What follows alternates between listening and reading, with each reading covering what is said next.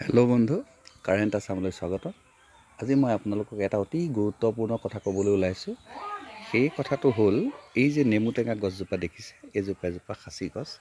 এই খাচী গছজোপাতে এজোপা মই নেমু টেঙা গছ ৰুইছোঁ। এই নেমু টেঙা গছজোপাত এজোপা মই ফুলো ৰুইছোঁ। কিন্তু বিশেষত্ব হ'ল, মোৰ নেমু টেঙা গছত আপুনি এই বস্তুটো দেখিছে, এইটো হ'ল আমৰলি পৰুৱাৰ বাহ। এইফালে মন কৰক, এইটো এটা আমৰলি পৰুৱাৰ বাহ। আপোনাৰ ঘৰত যদি গোল নেমু আছে বা নেমু গছ আছে, তেতিয়াহ'লে আপুনি যিকোনো উপায়েৰে সেই গছজোপাত 2-4 আমৰলি পৰুৱা মেলি দিয়ক। এই আমৰলি পৰুৱাৰ মেলি দিয়াৰ লাভটো কি হ'ল, মই আপোনাক অৱগত কৰিম এতিয়া।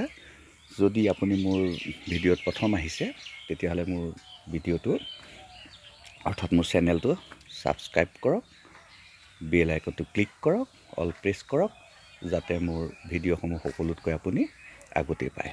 আৰু যদি ছাবস্ক্ৰাইব কৰা আছে, তেতিয়াহ'লে এটা লাইক কৰিবলৈ নাপাহৰিব। এয়া চাওক, মই লাহে লাহে আহি আছোঁ আৰু এজোপা আপোনালোকক মই এয়া দেখুৱাই আছোঁ। এয়া চাওক, আমৰলি পৰুৱা। হেল্ল' বন্ধু, এই টেঙা গছত আমৰলি পৰুৱা কিয় দিয়া হৈছে? এই টেঙা গছত আমৰলি পৰুৱা এই কাৰণেই দিয়া হৈছে যে, আমাৰ নেমু টেঙা গছবিলাকত বা কাজি নেমুৱে হওক বা গোল নেমুৱে হওক, এই গছবিলাকত সাধাৰণতে কেৰুণে আক্ৰমণ কৰে আৰু আমাৰ গছবিলাক মৰি যায়। গতিকে এজোপা সুন্দৰ গোল নেমু গছ যেতিয়া মৰি যায়, আপোনাৰ অত্যন্ত দুখ লাগিব। কিন্তু সেই মৰি নাযাবৰ কাৰণে, কেৰুণটো বিনাশ কৰিবৰ কাৰণে আপুনি তাত আমৰলি পৰুৱা মেলি দিয়ে।